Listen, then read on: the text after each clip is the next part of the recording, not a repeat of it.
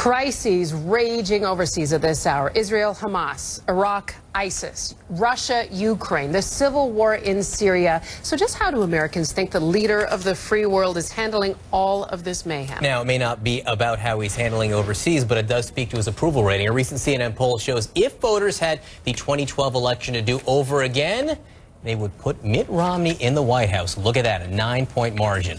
And meanwhile, there's been some criticism of the president for doing some fundraising while these fires had been raging. Listen to what his former Secretary of State Hillary Clinton said about that. Charles Krauthammer, the conservative critic, has said the world is going to hell and President Obama is playing golf. Is he playing too much golf while all these crises are popping up? No, I think that's an unfair comment to make. I know from my own experience with the president, where we worked so closely together, and as I write in the book, went from being adversaries to partners to friends, that he is constantly working and thinking. But he also wants to do what will make a difference, not just perform.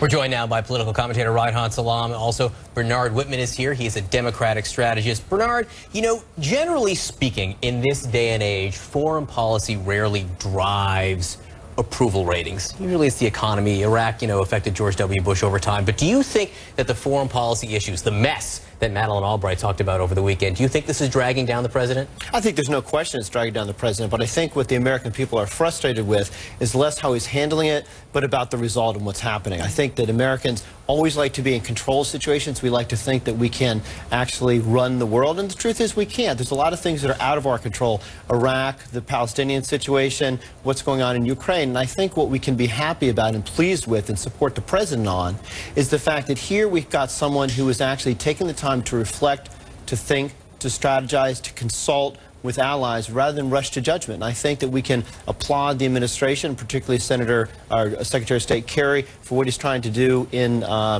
Gaza. And I think that with respect to Russia, for example, we've got to be very, very vigilant because there are shades, as I said, for a number of years in Putin, signs of Hitler. And I think that we have to remember and recognize that 75 years ago, Germany invaded Poland.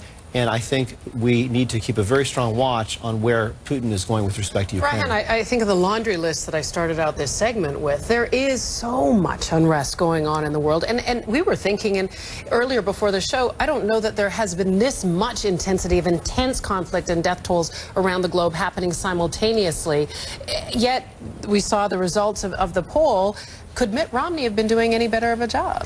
Well, it's certainly true that Mitt Romney talked about a number of things during his campaign. He talked about the threat posed by Russia. He talked about how unrest in Libya was spreading throughout West Africa. He talked about many issues that actually have come back to bite us. So I think that he certainly did anticipate many of these crises. And his view was that it's very important for the United States to be very consistent because that creates a stability of expectations for our allies. And I think that there is a concern that this president has sometimes, for example, drawn a line in the sand and then not actually responded as forcefully as he had intended or as he had projected. And that actually does not reassure our allies in many cases. It is interesting because of this CNN ORC poll. We also asked the question, who would you vote for if the election was today? And it was between Hillary Clinton and Mitt Romney. And the results, wow. I mean, Hillary just crushes Mitt Romney by 13 points. So if you're keeping score at home, Romney beats Obama today by 9 points, but Hillary Clinton beats Mitt Romney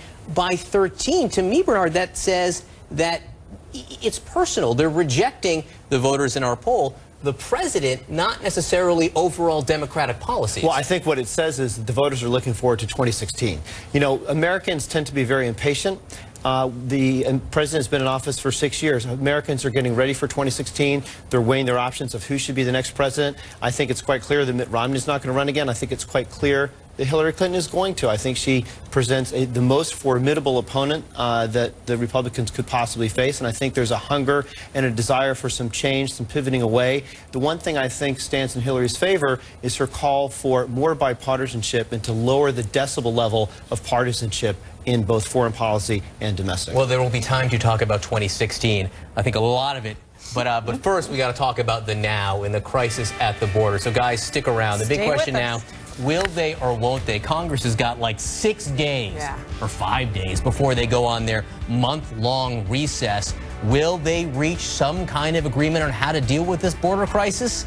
Then there's this. Welcome to a new project. This is a news channel that really is a lot more than news. Sarah Palin launching her own online channel. She says she's taking on the mainstream media. We'll take a look at it ahead.